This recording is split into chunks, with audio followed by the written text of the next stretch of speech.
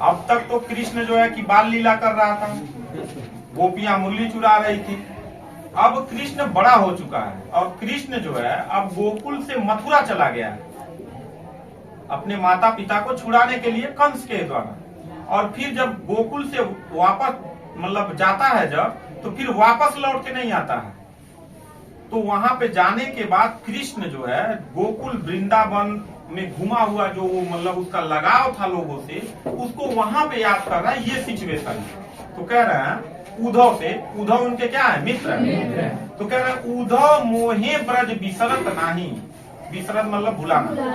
हे उद्धव भैया, वृंदावन मुझे भुलाए भूलता नहीं है। अब आप ही अपने गांव से कहीं चले जाएंगे तो भूलेंगे गांव को? अब क्लास में पढ़ रहे हो और जब कहीं और पढ़ने चले जाओगे तो भूल जाओगे? ये नहीं भूलेंगे, कभी नहीं भूलेंगे।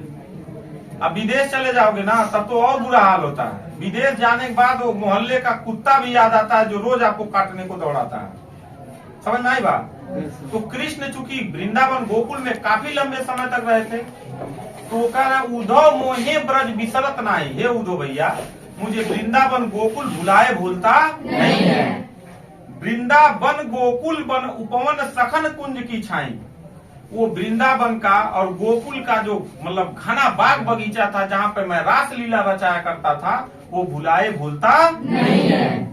प्रात समय माता जसुमती अरुनंद देख सुख पावत। हे उद्धव भैया, सुबह सुबह मैं और दाऊ भैया जब सुबह उठते थे तो नंद बाबा और यशोदा माता का जब दर्शन करते थे तो जो हृदय को हमको मतलब आनंद मिलता था वो भुलाए भूलता नहीं है। माखन रोटी दयो सजायो अतहित खात खवावत। जैसे आप सुबह सुबह जब बचपन में छोटे बच्चों को देखते होंगे, सवेरे उठेगा, ब्रश नहीं करेगा, माता उस पे तेल और नमक रोटी लपेट के रोल, उसको नमक रोटी रोल बोलते हैं, ले लेगा खाने लगेगा, बड़े प्रेम से खाता है। और चाय मिल गया था तो बोल बोल के खाएगा। तो कृष्ण भी जैसे ही आँख खुलता था वैसे कृष्ण का सबसे फेवरेट खाने वाला चीज माखन। समझ में आया? तो माखन और रोटी लेप लगा के, माखन रोटी लेप लगा के माता दाऊ को और कृष्ण को दे देती थी। उसे मिस करते हुए कह रहा है कि माखन रोटी दयो सजायो अतहित खात खवावत। सुबह सुबह उठते ही मैया यशोदा जो माखन रोटी पोत के रोटी पर देती थी और जो आनंद आता था खाने में, वो मैं भुलाए नहीं भूलूंगा। आगे, गोपी ग्वाल बाल संग खेलत सब दिन हंसत सिरात। हे उद्धव भैया, गोपियों के साथ, ग्वाल बालों के साथ दिन भर खेलते खेलते समय कैसे बीत जाता था और जो आनंद आता था वो मैं भुलाए भूल नहीं सकता। आगे, सूर दास धन धन ब्रजवासी जिनसो हित जतु जात।